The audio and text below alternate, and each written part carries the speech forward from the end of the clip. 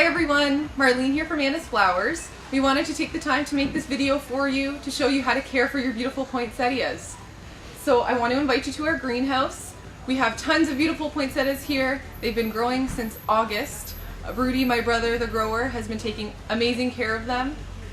Just to give you some insight on their blooming, they start to turn color as soon as we have a long period of darkness. So when we have 14 hours of darkness, the first bracts will start to turn their color yellow, pink, or red. It takes about 8 weeks for them to be in full bloom, so just in time for Christmas, you'll have full color on your poinsettia, and you'll have it to enjoy during Christmas time. So we've got a few different poinsettia sizes ranging from 4 inches all the way up to 10. Prices start at $3.99 and go up to $24.99. So how do you choose the perfect poinsettia? Here are a couple tips. So first you want to look at the center of the bloom and make sure that you see buds. You don't want those buds to be open yet. Also, you want to look at the foliage at the bottom, make sure it's nice and full and there's no foliage that has dropped off. That could mean that it was exposed to a cold draft. Of course, it's nice and toasty here in the greenhouse, so that shouldn't be the case on any of them. And you also want to make sure the soil is evenly moist. You want to make sure it hasn't been drying out.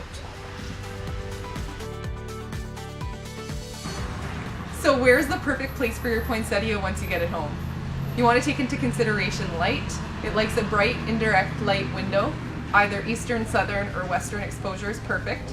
If you're hosting and you'd like to put it on your tabletop, definitely do so. Just return it to its happy window spot after.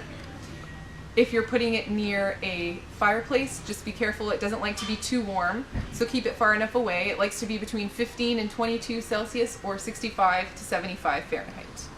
Also avoid any cool drafts, so don't put it by a door where the door is going to be opening and closing and a cool draft might affect it. Your leaves will drop right away and it will tell you it's unhappy.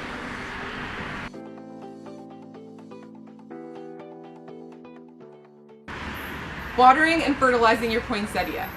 You're going to water your poinsettia roughly every other day if it's in a bright indirect light window, like it prefers.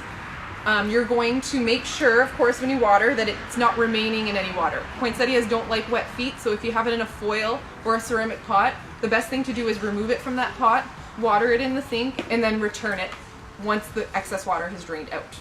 You won't have to fertilize your poinsettia this winter season, but if you do decide to keep it, and I'll give instructions on how to do that, you will be fertilizing it monthly with an all-purpose fertilizer. If you do decide to keep your poinsettia past the winter season, here are some tips on how to keep it. So it will last a few weeks past Christmas, most definitely. Once it starts to drop all of its foliage, you can cut it back to about 4 to 6 inches. You're going to let the soil dry between waterings. You're going to keep it in a bright, indirect window. Fertilize it monthly, and you'll see in October, the same cycle will happen again. So once the 14-hour stretch of night becomes longer, you'll see that your poinsettia will start to turn color again. So the cycle will start over.